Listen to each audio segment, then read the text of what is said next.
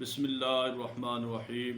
Dear viewers, پیارے سامعین، آج جو ہے جس ٹاپک پہ آپ سے میں نے گفتگو کرنی ہے وہ حوصلہ افزائی ہے.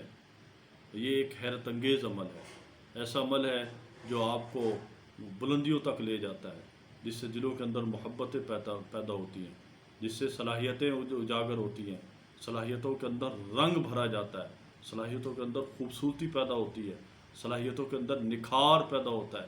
آپ کو اسی حوالے سے میں نے گفتگو کرنی ہے. آج یہ میں نے ٹاپک سلیکٹ کیا ہے کہ حوصلہ افزائی کا مطلب یہ ہے کہ آپ اپنے ماتحتوں کے ساتھ حوصلہ افزائی کریں. آپ کی بیوی اچھا کام کر رہی ہے، اس کے ساتھ حوصلہ افزائی کریں. آپ کے بیٹے اچھا کام کر رہے ہیں، اس کے ساتھ حوصلہ افزائی کریں. آپ کے ماتحت جو آپ کے جونیئرز ہیں، اگر وہ اچھا کام کر رہے ہیں، آپ ان کے ساتھ حوصلہ افزائی کریں. حوصلہ افزائی یہ خوبصورت عمل ہے جو انسان کی صلاحیتوں کو خوبصورت بنا دیتا ہے. اس سے فائدہ اٹھائیں. کسی شخص کی کوئی خوبصورتی دیکھیں تو اس کا ضرور اظہار کریں.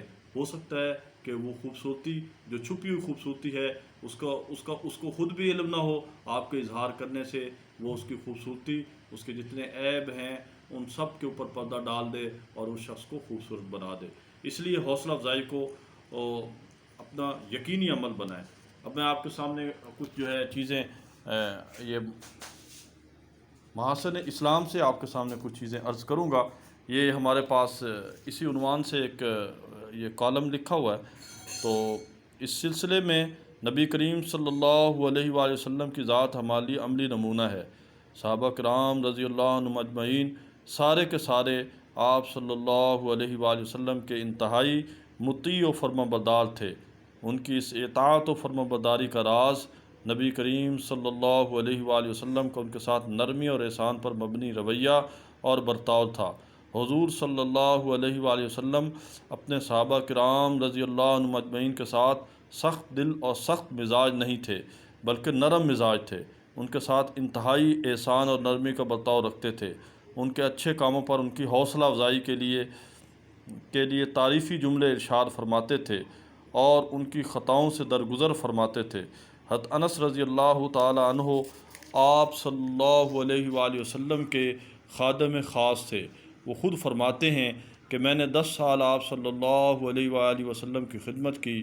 اس دوران آپ صلی اللہ علیہ وآلہ وسلم نے مجھے کبھی کسی بات پر ڈانٹا نہیں. اس عرصے میں یقیناً ان سے غلطیاں بھی ہوئی ہوں گی کیونکہ وہ بھی انسان تھے اور کم عمر بھی تھے، لیکن آپ صلی اللہ علیہ وآلہ وسلم نے ان کی غلطیوں سے اس حد تک درگزر کیا کبھی ان کو ڈانٹنے کی بھی نوبت نہیں آئی. اس سے نبی صلی اللہ علیہ وآلہ وسلم کے اپنے ماتحتوں کے ساتھ اخلاق اور برتاؤ کا اندازہ ہوتا ہے. رحمت عالم صلی اللہ علیہ وآلہ وسلم کا یہی برتاؤ اور رویہ تھا جس کے سبب صحابہ کرام رضی اللہ عنہم اجمعین آپ پر ہر وقت اپنی جان تک قربان کرنے کے لیے تیار ہوتے تھے. اللہ تعالی نے قرآن کریم میں بھی صحابہ کرام رضی اللہ عنہم اجمعین کی اس جانثاری کا یہی راز بتایا ہے. غرض نبی کریم صلی اللہ علیہ وآلہ وسلم کی زندگی سے ہمیں یہی سبق ملتا ہے. اگر ہم اپنے ماتحتوں کو اپنا مطیع و فرمانبردار دیکھنا چاہتے ہیں، ان سے اپنی مرضی و منشا کے مطابق درست کام لینا چاہتے ہیں، تو ہمیں ان کے ساتھ صرف سختی اور ڈانٹ ڈپٹ والا رویہ اپنانے کی بجائے پیار و محبت کے ساتھ نرمی اور حوصلہ افزائی والا رویہ بھی اپنانا چاہیے. اس سے ان کا حوصلہ بڑھے گا. اسی حوصلے کی بنیاد پر وہ محنت اور لگن کے ساتھ اپنی ذمہ داریوں کو پورا کریں گے. تو اس لیے میں آپ سب سے یہ گزارش کروں گا کہ یہ محبت کا سفر جاری رکھیں اور اپنے دلوں کے اندر محبت پیدا کرنے کے لیے استاد کو چاہیے کہ اپنے طالب علم کی حوصلہ افزائی کرے. اسی طرح کسی بھی فن کے استاد کو چاہیے کہ اپنے طالب علم کی حوصلہ افزائی کرے تاکہ اس کے فن کے اندر ترقی ہو، اس کی صلاحیتوں کے اندر نکھار پیدا ہو. اسی طرح جو گھر میں جو ماں ہوتی ہے اس کو چاہیے اپنی بیٹیوں کی کام کی تعریف کرے، اچھے کام کی تعریف کرے، اور اگر بیٹیاں صحیح کام نہ کریں تو ان پر جو ہے خاموشی اختیار کرے.